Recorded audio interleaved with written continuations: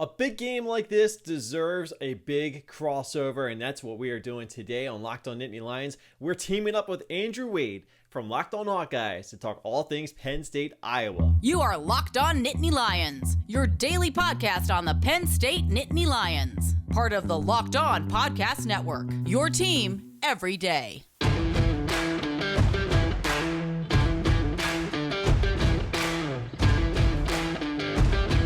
Welcome back, y'all, to an awesome episode we have coming at you right now. We have the Locked On Hawkeyes podcast and the Locked On Nittany Lions podcast doing a crossover episode in anticipation for this big-time matchup. Two top five teams taking place this weekend. It is going to be a lot of fun, and we've got you covered here. For Locked On Hawkeyes and Locked On Nittany Lions, we want to thank you for making us your first listen every single day, wherever you get your podcast at, Monday through Friday, free. Also on YouTube as well.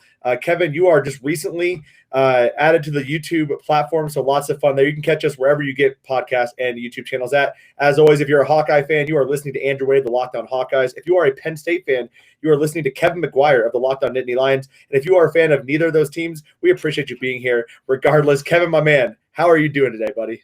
Man, I'm so excited. I know going into the season, I know when we were looking at future crossover episodes, I knew that I was going to get a chance to work with you, and I always enjoy getting a chance to do something with you. And just the fact that we have such a major game on our hands, I'll be honest, I didn't see this one coming when the season started, but the way that this season has been going, Penn State and Iowa have avoided the mines so far. So it's setting up for probably is this the most anticipated Penn State Iowa game we've seen that has mutual sides interested? Because obviously we've seen Penn State have really good years, maybe Iowa not so good. Iowa, on the other hand, being a really good team, Penn State kind of subpar. But as far as I can remember, this is the biggest Penn State Iowa game I think we've ever seen. Yeah, I mean, this is only the third time that Penn State and Iowa are facing each other as ranked teams in the Kirk Ferentz era.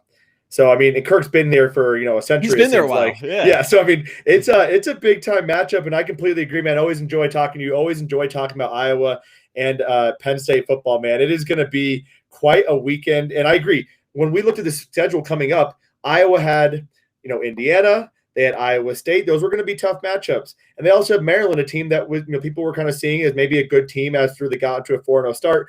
Penn State, on the other hand, they get Wisconsin on the road. Never an easy thing. I don't care if Graham Mertz is the worst quarterback in the NCAA. Wisconsin on the road is not an easy thing to do. And then you also get Auburn. You get an SEC team. And then you finally get to Iowa. Wow, we made it, man. We are undefeated coming into this stretch, and we're going to talk about all of that on the show today. We're going to be breaking down what we expect from each side of the table and also giving you our predictions, which I'll be very interested to hear your prediction. I've been going back and forth on this, man. What I'm trying to do is temper my expectations because I just don't want to be – I believe in Iowa. I really do think we should be able to win this game, but God forbid, I had too many memories of Iowa just barely losing to Penn State. I have PTSD. I know they won last year, but I'm trying to mentally prepare myself. How are you feeling going into this weekend? I think we're kind of approaching this game with the same amount of energy and enthusiasm, but also like a little bit of nervousness in the back of your head because you know that, there have been a couple more lopsided games in this series, but there have been some tight ones. Yeah. And this could very well be one. With the way that these two teams are playing defense right now, I'm not expecting a whole lot of points to be scored. Again, I know we're going to go all over this, but my first impression is, which offense is going to mess up more? Because I feel like that's going to be the big tipping point here because these defenses are both legit.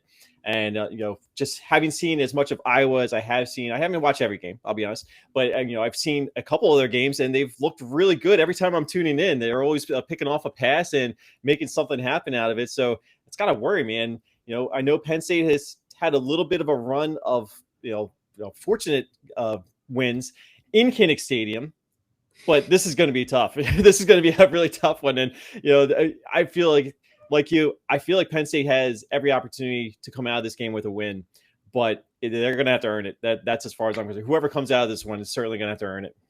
Absolutely. And you mentioned the fact that Penn State has come in and won some very close games. There's also been some close games that Iowa has taken care of in the early 2000s as well. One of the things I've noticed, though, about when Iowa plays Penn State is the playmakers. It's one or two individuals. I think all across the board, the teams look relatively evenly matched when they're on the field, but it's one or two guys that just absolutely annihilate the Hawkeyes. It's Saquon Barkley. It's Miles Sanders. It's Trace McSorley. Hell, 2 years ago, it was Sean Clifford. I thought the way he moved with his legs was impressive alongside KJ Hamler. So who is that guy for Penn State this year? Who is the guy to be worried about offensively that could, put Iowa in a unique and precarious position? Well, Sean Clifford's still there, so you got to deal with him, and he's been playing pretty well so far. Jahad Dotson is the number one wide receiver, but I'll tell you, the guy that's really been kind of coming into his own has been Parker Washington, who was Penn State's second leading receiver last year. I think he's taking some steps forward this year. He's a nice little streaky guy, so I mean, he has been showing off some speed too. So I mean, I know you've got bad memories of KJ Hamler. He's not KJ Hamler fast, but when he gets a chance to race past some defenders, he has been taking advantage of it. So I feel as though that's certainly a guy to keep an eye on. If you're looking for a tight end, though, I think Penn State's been doing pretty well at getting their tight ends involved more recently. Theo Johnson, I think, is the tight end to really keeping a real close eye on, because I feel like he's got the strength, he's got the hands, and he can make some plays happen too. So just a couple names to keep in mind on there. Yeah, I mean, Theo Johnson is a guy Iowa fans are very familiar with, a guy we thought we could probably get in recruiting, and yet he chooses Penn State, so that'll be interesting. I was curious about that because coming into this game, it doesn't look like the tight ends have been involved as much, but it sounds like they're getting closer there. Parker Washington, 25 receptions, 331 yards. He is going to be matching up with Iowa's Dane Belton, who is our cash player, kind of a corner safety hybrid, also playing some run support as well. That'll be really interesting to see how Dane Belton handles that. We've seen him do pretty well in coverage to this point, but seeing a speedy guy like Parker Washington out of the slot is not really something that he's seen to this point. So that'll definitely be interesting for me as we go into this game. Oh, absolutely. I mean, there's so many good matchups, especially with what Penn State's wide receivers have been starting to do, going up against the secondary. I've already mentioned, this Iowa secondary. Every time I'm tuning into a game, they're picking off a pass, leading the nation right into 12 interceptions now. I know half of them came against Maryland, but still, I mean, they count for something. And I think coming into this game with the way that Sean Clifford has been playing, he's cut down on his self-inflicted wounds and errors like he was plagued by last season. That's one of the reasons he ended up getting benched. He's not making those same mistakes. So, third-year starter, that has something to do with it. Just, kind of growing a little bit, maturing from those experiences last year, I think has something to do with it. And just, finding a way to get in rhythm with his receivers and his tight ends, I think has a lot to do with it too. And Penn State has needed that because they haven't been able to run the football. So I think if you're Iowa, certainly you feel pretty good about the chances of making something happen with that pass defense, because who knows what's going to happen with the running game. Yeah. So what has been going on with that rushing attack? Because when you look at it, Noah Cain, I thought was supposed to be the guy. I think it was even a year or two ago. It's still not really taking that step forward. You did have some progress, it looks like, this past week against Indiana with some of your running backs. But when you listen to James Franklin's press conference, it sounds like they're still rotating three guys in, and Sean Clifford is your second leading rusher, only 2 yards behind. I believe it's Noah Cain as your number one. That's not exactly what you want to have. Now, Sean Clifford, what he can do with his legs scares the living heck out of me, but you don't want him to be the number two guy. No, ideally, that would not be the best case scenario for Penn State. They'll take it because it is a nice little asset. Again, he's not Trace McSorley, but he can still do some damage too. I think what the running game is, I don't think Noah Cain is 100%. And that's been kind of the story of his career. Remember, he got injured on the first play of the 2020 season against Indiana. So he basically was out all of last season.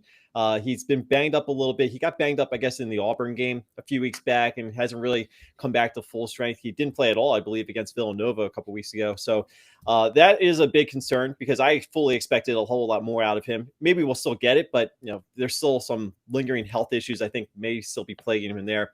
Kevon Lee, though, I think is a guy just to keep an eye on too. He's had some good performances last season. I think he's emerging as a guy that Penn State can feel comfortable being the main running back.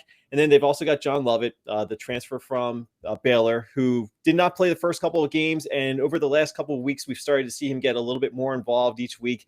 So maybe it's still something they're trying to figure out. But bottom line is they're not getting any protection for running the football from their offensive line. They're doing a really good job in pass protection overall, but the run blocking is just not there. And it doesn't matter how much talent you have at the running back position. If you don't have guys blocking for you, I don't know what you're supposed to do. So I think it's all a big work in progress. And the problem for Penn State is I don't know how long you can have a work in progress with your running game against Iowa, against Michigan, against Ohio State, Michigan State down the line too. They've got to figure it out. So the sooner they can do that, the better they'll be. Absolutely, man. That is going to be a big storyline. We saw Maryland and Iowa. Iowa came out passing the ball quite aggressively to then set up the run. I think we could see a different game plan going up against the Penn State team as well. And then obviously on the defense side of the ball, if Iowa can key off of just Penn State passing because they don't have to worry about the run, I do worry about what Sean Clifford is going to be able to do from a Penn State fan's perspective, because if Iowa secondary is just waiting for the pass, that is not exactly what you want from the team who's leading the nation in interceptions. And this game is going to be an interesting one, man. We're going to be sweating this down to the wire probably. And that's what I want to tell you about Sweat Block. Sweat Block has been literally revolutionary for my life. I used to have to worry about what shirts I was wearing during football games, excessive sweating just from nervousness, especially these Iowa Penn State games. I was at a wedding a couple of years ago, was wearing a purple shirt. I was watching Iowa Penn State. And then I think it was Juwan Johnson, I think you mentioned, scored a touchdown the final seconds. I was pitting out so bad. But antiperspirant wipes like Sweat Block would have saved me. And Sweat Block is the best antiperspirant wipe on the market today. You simply apply it at night before you go to bed. The next morning you wake up, wash, and go about your day without worrying about sweat. Guaranteed. I know it sounds too good to be true, but I literally only have to use Sweat Block once or twice a week, and it keeps me dry the entire time. No more pitting out. No more picking my shirts based off of which one will hide sweat better, and no more embarrassment at weddings when I'm pitting out through my clothes. If you are someone you love is dealing with this, you have to check out Sweat Block. Get it today for 20% off at sweatblock.com with promo code LOCKEDON. That's LOCKEDON, or at Amazon and CVS.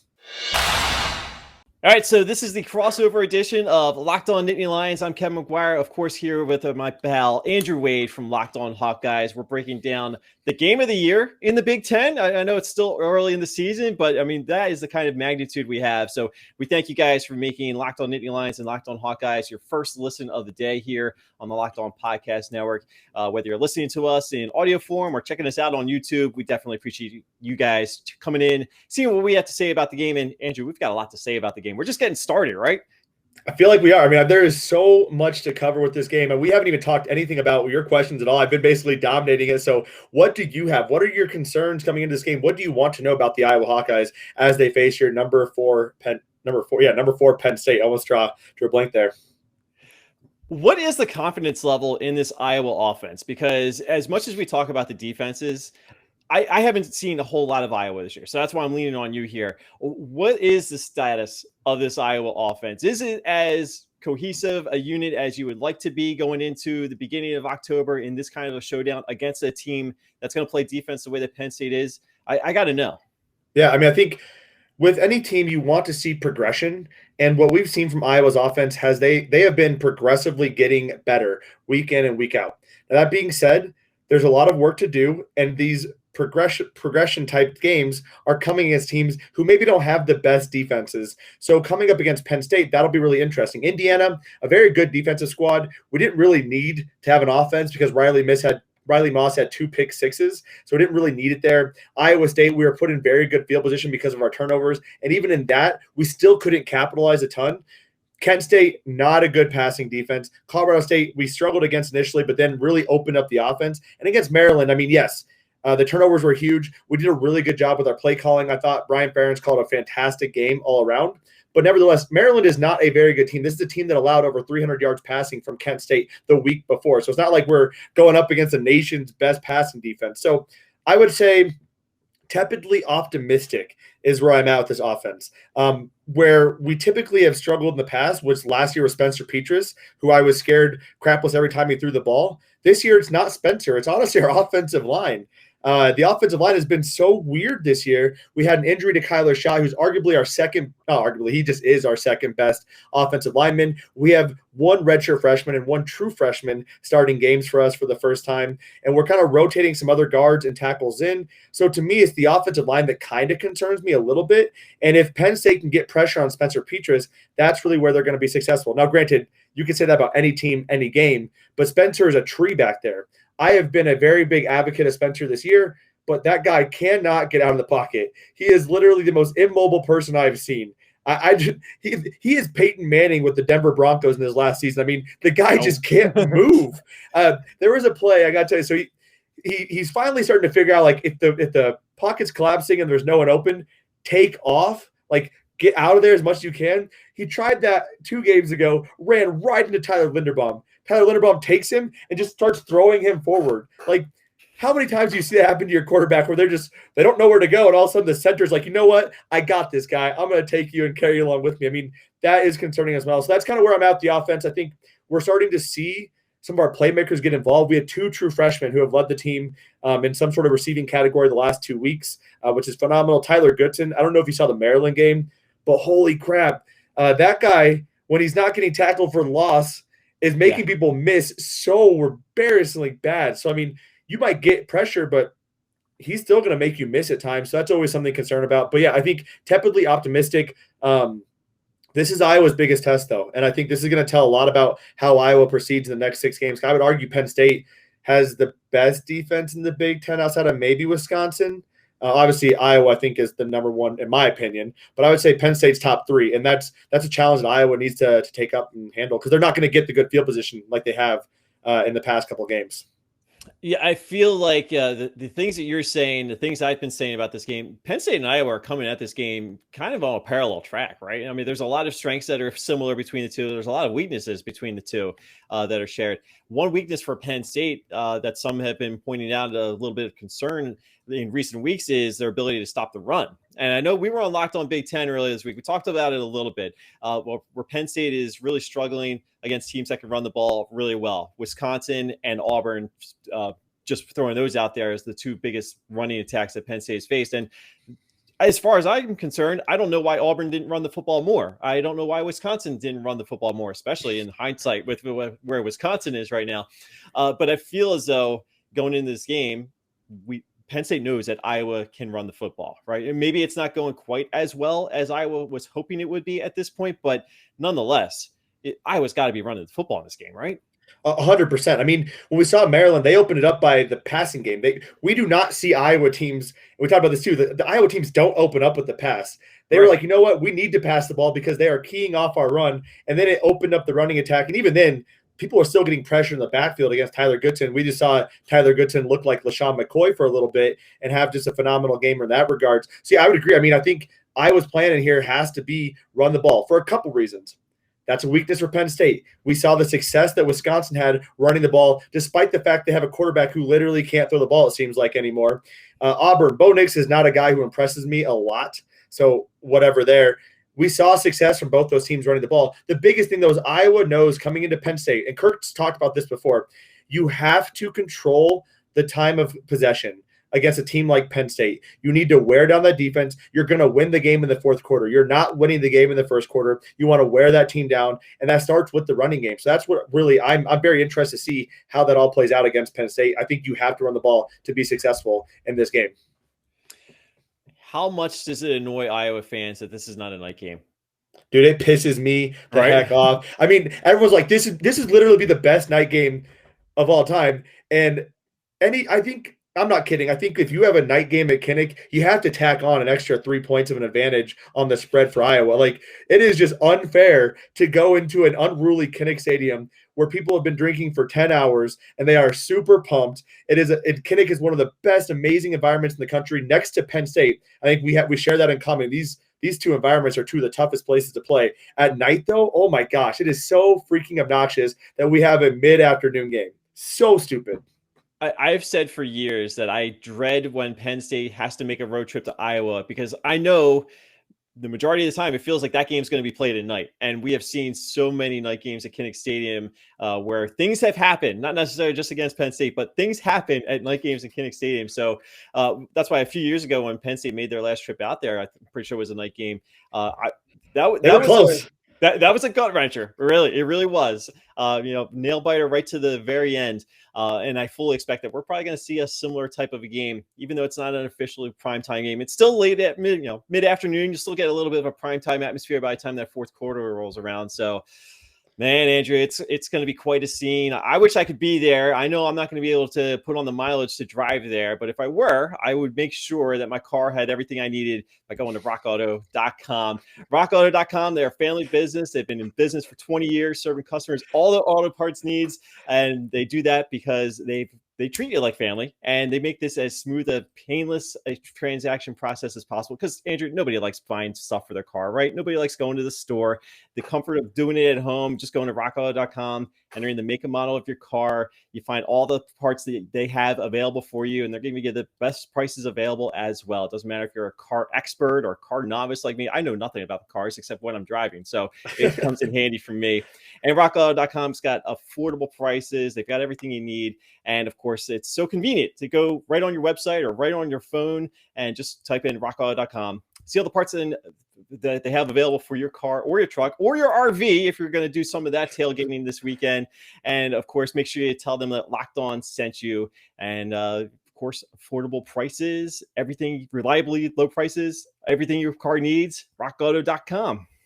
That might have been the most beautiful transition I've ever heard. But since you can't drive there, you can, though, bet from Pennsylvania, as I can from Colorado, and we can bet on this game by going to betonline.ag. Betonline.ag is the place to get all of your action, especially for this Iowa football game. The spread has been dropping a little bit. It's been between about -1.5 to -2.5 Iowa. Kevin, how are you going to be betting this game? Just quick rundown so we can know how to bet on betonline.ag.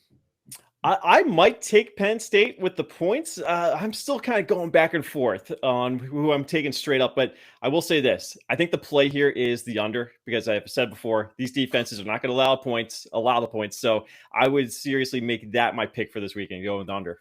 Absolutely. I'm taking the under because if I bet on Iowa and for some reason they lose, I'm going to be doubly depressed, and I just can't have that. So I'm going to take the under as well. And you can do that at betonline.ag. You can also bet on literally anything. You can bet on football, basketball, boxing. You can also play your favorite Vegas casino games at betonline.ag. You can also use our promo code LOCKDOWN, LOCKEDON, if you're a first-time person signing up, and you'll get a 50% welcome bonus at betonline.ag on your first deposit. Betonline.ag is the fastest and the easiest way to bet on all of your favorite sports. Betonline.ag, where the game starts. All right, Kevin, we have talked a lot about this game. What other questions do you have for me? I only have one other thing I want to ask you about, and that is going to be your tackles. So I'll let you kick it off, and I'll get into your tackles after this. Well, you kind of touched on it a little bit, but I want to look at this from a little bit of a coaching matchup, all right? Brian Ferentz, he's been having some success there, kind of rejuvenating the Iowa offense. Again, kind of ups and downs at times, but I feel like he's been a pretty good fit as the offense coordinator. And I'm curious to see what he's going to do against Brent Pry, the defense coordinator here for Penn State, because Brent Pry's been having a pretty solid season. Again, the defense has been leading the way for Penn State. So I'm really intrigued by this particular coaching matchup. I know a lot of people might want to go to Penn State's offense coordinator, Mike Yurcich, against this Iowa defense. I think it's well worth pointing out, but I really am very curious to see what Brian Ferentz is going to have for this Penn State defense.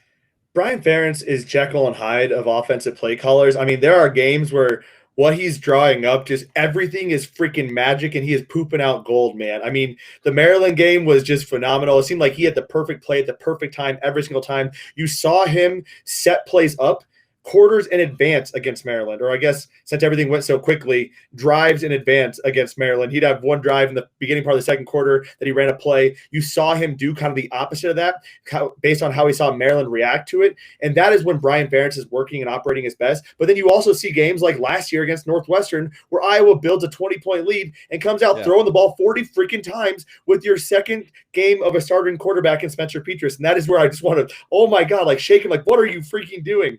But Brian Ferentz, to this point, I feel like has actually called a pretty good game plan throughout the season. I know some people get really pissed off about certain play calls.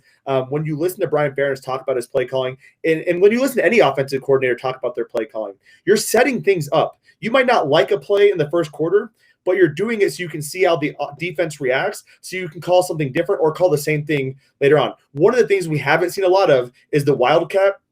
We also haven't seen a lot of end arounds and jet sweeps. We've seen some bubble screens. We've seen Iowa open it up a bit more going deep, but we really haven't seen the end around make a big play except for maybe one or two games or one or two plays a game. I would love to see that happen a little bit more, take some of the pressure off going up the middle for Tyler Goodson, get some of the wide receivers in motion. We just haven't seen it happen nearly as much. So I expect that to be something I'm going to see in this game. And I think Tyrone Tracy is going to get involved a bit more as well. Tyrone Tracy is kind of supposed to be the guy, but we haven't seen him really make any big time plays. This is the moment for Tyrone Tracy to be a big time player. It's going to be very interesting to see how this all plays down because, as I said earlier, I mean, Penn State and Iowa, they're not necessarily straight mirror images of each other, but there are so many similarities. That's why, it's kind of ironic that they're number 3 and number 4 in the rankings. I mean, I've been looking at some of the, the way too early playoff discussions already. And, I've seen some where we say, well, all right, well, Penn State's, let's put them at number 5, but it really doesn't matter because they're going to play Iowa. So they've got a chance to, Iowa, Penn State, just pick one out of a hat and you're probably good. But that's why this game is just so intriguing to me. I will say one thing that I think is, very worth pointing out here is, once again, the magnitude of this game. In the grand scheme of things, it probably doesn't matter who wins this game because there's still so much football to be played. There's still a path to a division championship for both teams, no matter what happens in this game. But I'm very curious to see, what the reaction is going to be when this game does go final and we've got a winner and a loser. What does that mean for that team going forward? Does that team continue on and build off of this, or is this the high point of the season for Iowa or Penn State? Yeah, I mean, you bring up a really good point because Iowa fans are getting very frustrated right now because they're 5 games in the season. They've beaten 2 ranked teams. They beat a 4-0 Maryland team, and a lot of national media is saying, well, they haven't played anyone. Those teams sucked. Right. Iowa State, Brock Purdy's had a really bad game. Talia Tagovailoa, he just played really poorly. At what point is Iowa doing something right? I get it. I understand where they might be coming from that. Indiana has not, it's tough too because Indiana was never going to fulfill the expectations of their season coming into the season. It stinks for Penn State as well because you take down Indiana, Iowa takes down Indiana, Cincinnati takes down Indiana. Right. 3 top 10 teams beat Indiana, and Indiana was like a bad game. Oh, yeah, what a terrible schedule for them. And also Michael Penix Jr. clearly not healthy. But right. that is not a bad football team, but it looks like that when they have 3 losses already. Iowa State falling to Baylor just pisses me off. I don't know how you lose that game. Brocktober is the most annoying thing. You can't play September, but God forbid you put that kid in October, and he's freaking Magic Johnson of the quarterback position, or I guess Peyton Manning of the quarterback position, to use a better analogy there. So, yeah, it's interesting, man. I think if Penn State wins this game, and it's a close game, I think Iowa gets a little bit of respect, but it's like, yep, this is the same old Iowa team. I think if Iowa beats Penn State, it's like Iowa's legit this year. This is a real Iowa team, and Penn State's still really, really good, and they could also make the playoffs still. So I think, I don't know, man, it'll be interesting. That's kind of my thoughts on it. Yeah, I feel like from an outsider point of view, I feel like I have seen that level of disrespect nationally for Iowa before. So my heart goes out to you. Obviously, I hope your team loses this weekend. However, I've got a good respect for Iowa and everything that this program has been doing over the number of years. It feels like every so many years, Iowa just has one of those seasons. Is this that season? We'll find out. I forget the other thing I was going to ask you. So I feel like we can move on to our final thoughts on this game, if that's all right with you. Yeah, I just want to quickly your thought though on the tackle positions. Yeah. When I look at PFF's pass blocking grades, your 2 tackles are absolutely atrocious. In terms of, so like, is that actually a concern? Because Iowa's defensive line is pretty young, but I think Sean Clifford, the key to making him not be successful is getting pressure on him and keeping him contained in the pocket and forcing him to, he's had like 3 seconds to throw, but what is going on with your tackle position? Because it just, I'm not sure. You talked about some of the pass blocking and stuff from the interior is good, but what is going on there real quick? Work in progress. It's not as good and it's not as stable as I was hoping it would be going into the season. They did lose 2 late round draft picks off of last year's offensive line, but still I thought going into this season, there was the idea that this Penn State offensive line might be one of the more well-rounded lines that James Franklin has had to work with. And it's taken some time for Penn State to get caught up on offensive line coming out of the sanctions years ago, but it took that long really to get back on this kind of a level. They've got Rasheed Walker there, who's supposedly a high draft pick potential going into next year's NFL round, but we'll see. But the offensive line just they're kind of working things out. And again, this is not a team you want to be working things out with the offensive line. So here's hoping they had a good week of practice because it's going to be an uphill battle for them really the rest of the season. It's not going to be easy. Not going to be easy at all. So that's why you have seen Sean Clifford. Again, they've sort of been better in pass protection, but still there are moments when Sean Clifford has to extend a play with his feet. And fortunately for Penn State, he's been able to do that and find open receivers. That's been a big key to some of the success they've had in some of their closer games against Auburn and Wisconsin.